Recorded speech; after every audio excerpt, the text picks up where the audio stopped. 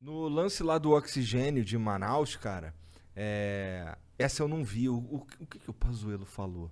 Que não era culpa dele, pá? Como é que é? Não, ele disse, primeiro ele inverteu as datas que teve conhecimento. Nós temos informações, dados, que desde o dia 7 de janeiro o Ministério da Saúde sabia que iria colapsar o fornecimento de oxigênio para os manauaras, né? Na verdade, a Secretaria de Saúde do Amazonas já tinha informações da White Martins, que é a fornecedora de oxigênio, desde julho a agosto. E pelo menos, já confirmado, desde o dia 7 de janeiro, o Ministério da Saúde iria. No dia 10 de janeiro, o ministro da Saúde vai até Manaus. No dia 11, ele faz um evento. Para quê? Para comunicar que estava comprando carretas de oxigênio? Não. Para anunciar o Tratkov com hidroxicloroquina para enfrentar a falta de ar das pessoas. Né? Caralho. O primeiro carregamento, olha só, foi necessário, foi preciso, veja o constrangimento que o Brasil teve. Algumas das primeiras quantidades de oxigênio que chegaram de Manaus foi da Venezuela. Porque o Brasil estava negligenciando. Ainda não tinha atentado e não tinha dado a prioridade devida. Não era nem a questão necessidade. tipo, não dava pra comprar. A questão é que só não compraram porque não se preocuparam que ia faltar. Eles tinham lá uma convicção, tinham informação, ou então, aí é a hipótese que nós estamos trabalhando. Nós acreditamos que o povo manauara, os cidadãos de Manaus, foram tratados como cobaia. Eles viram que o colapso existia, eles viram que o sistema estava colapsando, eles disseram, vamos dar hidroxicloroquina que resolve. Quando viram que falhou a hidroxicloroquina, aí foram atrás do oxigênio, mas e só aí era depois. tarde demais. Aí já era muito tarde. Aí Então, deu o que essa é a hipótese que nós caminhamos lá. E essa hipótese aí não é para denunciar criminalmente ao Ministério Público, não é para o impeachment somente, não. Isso aí é crime de lesa humanidade. Segundo o Estatuto de Roma, crime de lesa humanidade é julgado pelas leis do país, mas é julgado também pelo Tribunal Penal Internacional.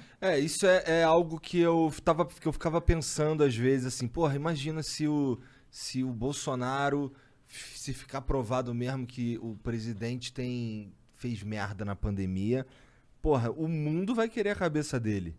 O que pode acontecer no fim da CPI lá? O que tu imagina? Igor, eu defendo que o relatório final da CPI tenha 3 grandes capítulos, que eu chamo de 3 tomos. O primeiro tomo apontar o que foi crime político.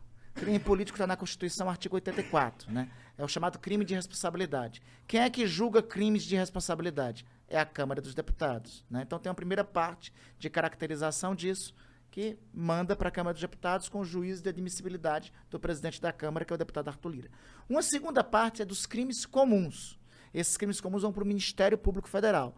Nós já temos apontado os seguintes crimes comuns: charlatanismo, crime contra a ordem sanitária, prevaricação, tráfico de influência e corrupção passiva, e estamos com os elementos já encontrando pelo menos o crime de corrupção ativa. Então, esses crimes comuns vai nessa segunda parte do relatório.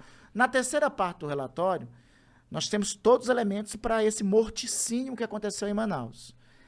Todos os elementos indicando que lá a população manauara foi feita de cobaia.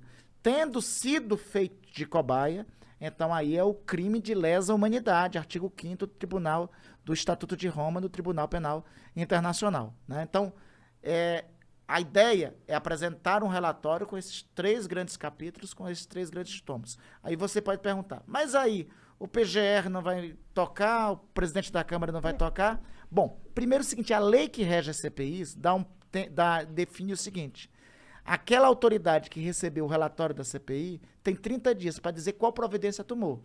Se não disser qual providência tomou, ela responde administrativa, civil e criminalmente. Responde em 3 esferas. Então, tem instrumentos legais para também acionar a autoridade que não tomar as providências, né? Segundo, vamos lá que não avance, por exemplo, os crimes de responsabilidade.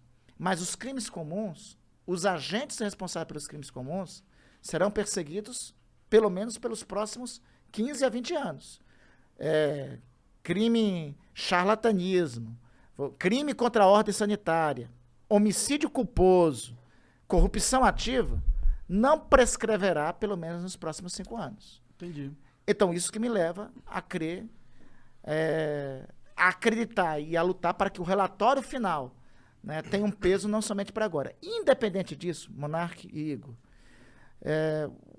esse serviço que está sendo feito não é um serviço somente para prestar conta como parlamentar, não é um serviço somente para a sociedade ver, é um serviço para a história. Porque, Igor, é o seguinte, acabei de estar falando aqui na preliminar contigo, que eu tenho um netinho, Antônio Gabriel, tem 8 anos.